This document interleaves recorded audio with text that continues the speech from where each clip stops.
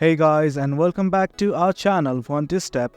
In this tutorial, we're gonna look at how to change the download reason in Steam. Now let us begin.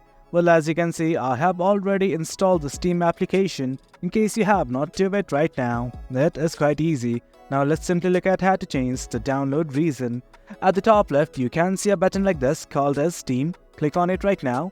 Well, once you do, this thing will open up. From here, all you guys have to do is click on the settings button right here.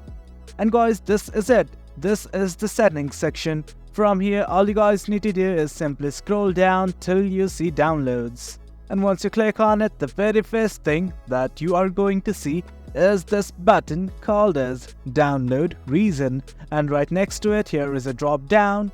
Simply click on it and select the new download reason. I'm gonna select one right now.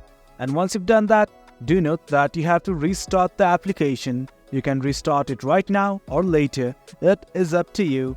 And guys, that is it. That's how we change the download reason in Steam. It is quite easy.